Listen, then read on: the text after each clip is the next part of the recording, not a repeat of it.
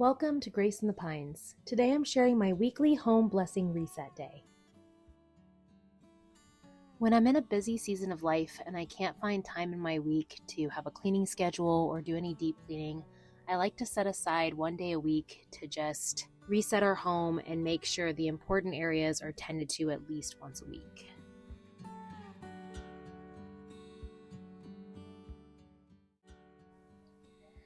Usually what's on the list for my reset day is the bathrooms, clearing up the clutter that's accumulated, mopping the floors, washing bedding, and wiping surfaces.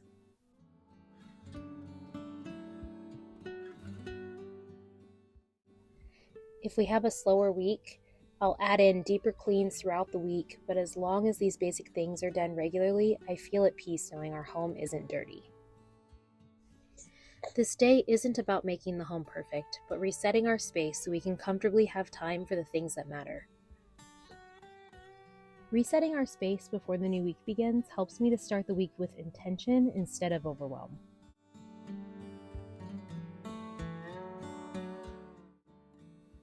I usually get started by tidying our main living areas, moving things that have migrated to the living room, and putting them back where they go. This process doesn't take long, but it's one of the most important parts of my reset to help create some visual calm and remove distractions. This isn't something that I save for my reset day, but something I usually do a couple times a day with the kids to keep our space from becoming unmanageable with so many people using our cozy home all day long. I've learned that my goal is not to try to have a perfectly tidy home. Those scattered toys around the house are evidence of blessings that I prayed for in a season I longed to be in. Teaching my children to be responsible with their things and clean up after themselves is an important skill that can only be learned if they're allowed to make a mess in need of cleaning.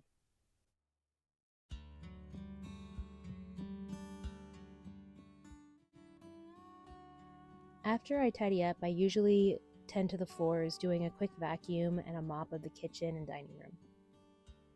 I didn't have time to mop this week, so I'll just make sure that I spot clean areas that are needed, but we tend to run the vacuum over the most used areas every single day anyways. This is something I'm not going to worry about, and I'm just going to leave it for next week if I don't have time.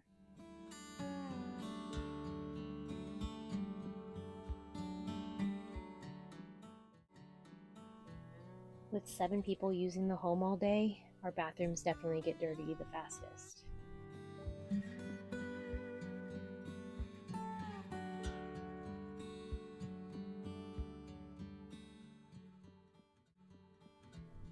Cleaning the bathrooms is pretty quick and easy.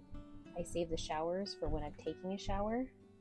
So cleaning the bathrooms becomes a job of just wiping the sinks, counters, and toilets, and then cleaning the toilet bowls and mirrors.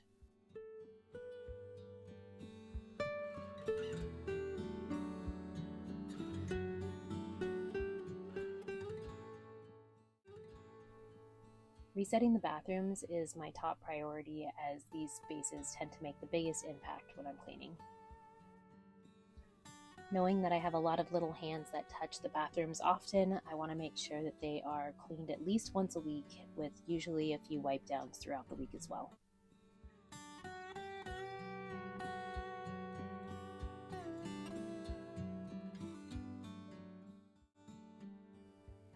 I don't tend to spend much time resetting the kitchen on my home blessing day because I'm in the kitchen multiple times a day doing mini resets constantly.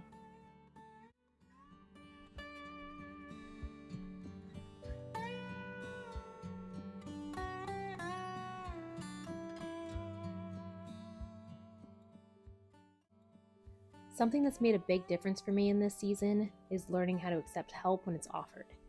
My husband works from home now, and one of the things that he's done to help me is offer to do dishes throughout the day, making sure that the kitchen's reset before I start a new meal. Because of this gift, on most days when I go to make a meal, there are clean dishes to use and I don't have to take extra time to clean up after cooking and serving our food.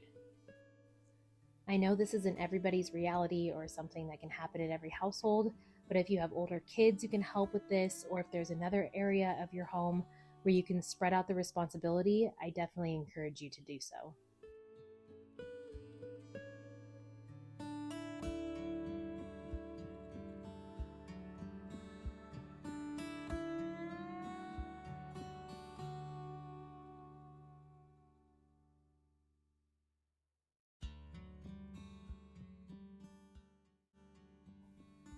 Laundry in our home has been made pretty simple by also keeping a more minimal approach to how many items each person has.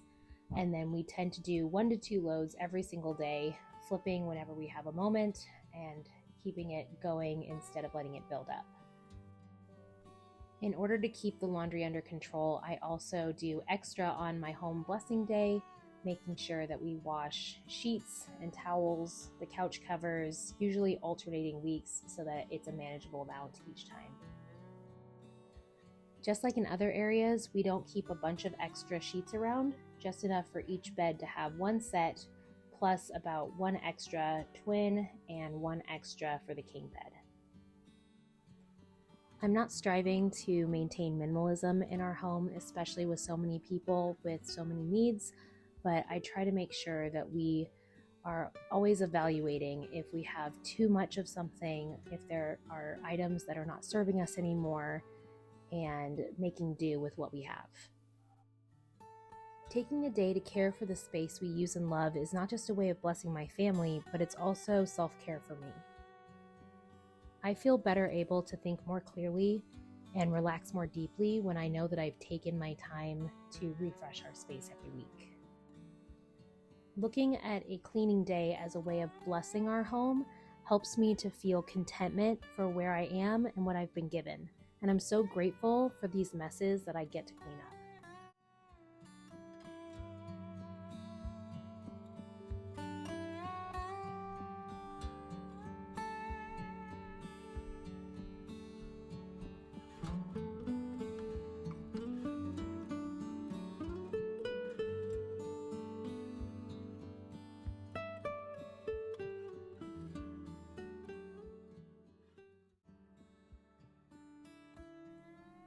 If you've been feeling overwhelmed, this is your reminder that the small things matter and it doesn't have to take much to feel peace in your home again.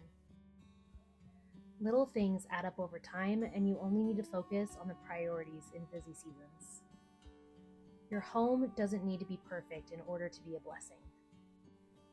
If you'd like more encouragement and tips from one mom in the trenches to another, please visit my blog at graceinthepines.com.